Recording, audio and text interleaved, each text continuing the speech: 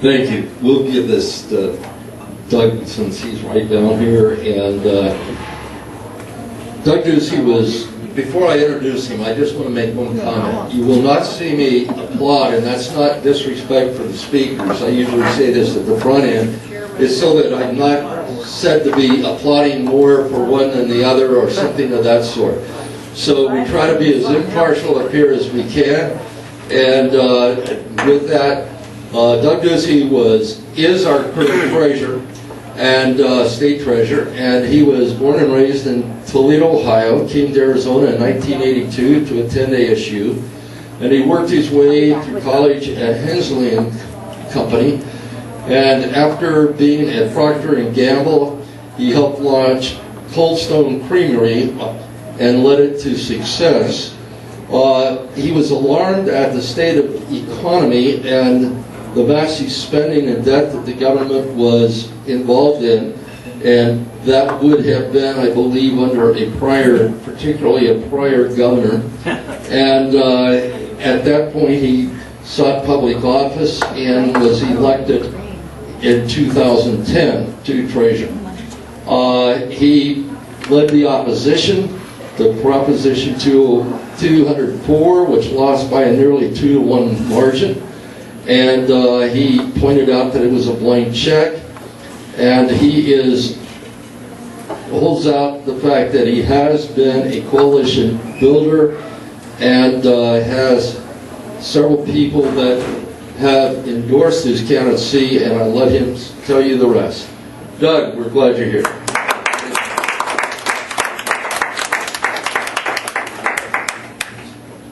Thank you, Richard. Thank you for the nice introduction, just the way I wrote it. I want to say it's great to be back in Mohave County, the most Republican county in the state of Arizona. You know, you're known by the company you keep. And I was proud 2 weeks ago to step forward with my wife of 23 years, Angela, who's a native, and my 3 sons, Jack, who is 17 and a junior, Joe, who is 15 and a freshman, and Sam, who is 10 and in 4th grade. Sam's our favorite. And I was able to say to a big crowd that had gathered that I will seek, and with your help, we will win the office of governor for the state of Arizona. It's time to get our economy moving again. And I want you to know, people have stepped forward since we made that announcement. 2 that I'm particularly proud of. Our Congressman Trent Franks came to me and said, I want to endorse your candidacy. And so did Councilman Sal DeCiccio. And in this business, it's really more important what others say about you than what you say about yourself. So I was proud to have true, proven conservatives come to me and say, we'd like to endorse you. So we're off to a fast start, and we've got a lot of momentum. But I want you to know a little bit about me and my background before I talk to you about what I'm going to do. I'm not from a political family. I grew up in Toledo, Ohio. My dad was a police officer. I'm a product of the Midwest and the working class. Full disclosure, my first elective office was as homeroom representative in the 5th grade at Blessed Sacrament Grade School. And that was a tough primary, but we got through it. Some years later, my folks split up. My mom moved out west. I had a high school counselor that pointed at a map and said, school's affordable out there, and there's a lot of opportunity. So I got my Datsun B210 with everything I owned, and I drove from Toledo to Tempe. I'd never been to Arizona, and I didn't know one person. It's been quite an adventure. And I know some of you in this room share a similar story. I'm just curious, how many people gathered here tonight were born somewhere other than the state of Arizona? Wow. Well, look around the room. I don't know what other state you could have that kind of opportunity in. So the first thing I like to say is thank you to the natives for creating a great state. But I'd say to those of you that are from the Midwest or the Rust Belt or California, let's make certain that the bad ideas that are crippling those places do not get applied in the state of Arizona. It's time to take ownership over the direction of our state, and I want to step forward to do that. Almost my entire adult life has been in the private sector. I studied business at Arizona State University. I'm also an entrepreneurial fellow at the Eller School of Management at the University of Arizona in Tucson. I worked my way through college at Hensley & Company and started my career at Procter & Gamble. And then, along with a few others, we built an ice cream company called Cold Stone Creamery. That's so good. Thank you. We started with a great product. We started small, and we built it to 1,440 ice cream stores in all 50 states. We sold Cold Stone Creamery in 2007, and today it operates in 25 countries around the world. It's an American success story, and I'm proud that it started right here in Arizona. You know, we did it without government, we did it without subsidies, and we even did it without tax incentives for chocolate-dipped waffle cones. We did it the right way. Great people, big dreams, and hard work. And that can happen when a state is embracing of the free enterprise system. If anybody asks you what this campaign is about, you tell them it's about growth and job creation. If Arizona stands for any one single idea, it's opportunity for all. A good job and a chance to get ahead. And I've seen that since the day I drove into this state.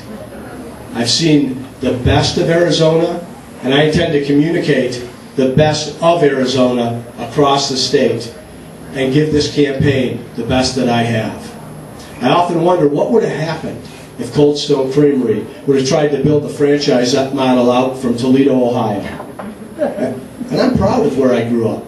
I loved growing up there. But coming here, the entire world opened up. It's almost hard for me to believe that I'm standing in front of you. My dad certainly can't believe it. I'm talking to you about running for governor. But you know, we're known for our independent streak here in Arizona, and that's something we expect in a governor, especially in dealing with the Obama administration. For Arizona, the Obama years have really been nothing but lawsuits, mandates, and lectures. And I don't know about you, but I'm a little bit tired of it. As your governor, I'll have a very direct message for Barack Obama. And it will be, instead of trying to control our schools, our health care, and our energy industry here in Arizona, how about controlling your own borrowing, your own spending, and this nation's borders? Things go better in Arizona when Arizona makes its own decisions. And we saw that in the fight to defeat Proposition 204. Remember Prop 204? It was a bad idea. It was a $1 billion sales tax that would have made our state the second highest sales tax state in the country. And myself, along with many people in this room, stepped forward and said, no thank you. It looked like it was a shoo-in to win, funded by the special interests in Washington, D.C. And on Election Day, after we communicated what it really was, Proposition 204 lost in every county in the state, and last year, for a change, your taxes actually went down. And that's the kind of leadership that I'll offer as your governor. The ability to step forward and play defense to bad ideas and stop them. But more importantly, to go on offense with good ideas and make them happen with an action-oriented agenda that drives Arizona forward. We don't need more interference or intervention from the federal government. Why would we do that when everything they're doing is so clearly incompetent? I mean, thank goodness for the United States military, because it shows that Washington, D.C. can do something right. Beyond that, they can't balance a budget, they can't protect the border, and they can't build a website. So the last thing we want to have them doing is getting more involved in our K-12 education system. We've got some of the finest schools in the country right here in Arizona, and some of the best teachers. So let's take what we know that works and reapply it. Let's make sure that good teachers get good pay. Let's make sure that principals have their hands untied and they can be the chief executive officer of that school. And let's fund these wait lists that we see at these excelling charter schools so moms and dads can pick where their kids go to school and not some bureaucrat who works in an office. You know, Obamacare is breaking America. And we need to break out of Obamacare before it does the same thing to Arizona. And we can lead the way in this state. In 2016, our long national nightmare will be over. And we'll have a new president. This is the first open seat for governor in 12 years. And it's incredibly important who our next governor is. Because we're going to want somebody who will go to Washington, D.C. with fresh ideas, with an innovative approach, but also with that streak that says, give us back our money and let us take charge of our programs. Arizona will be in charge of Arizona's destiny.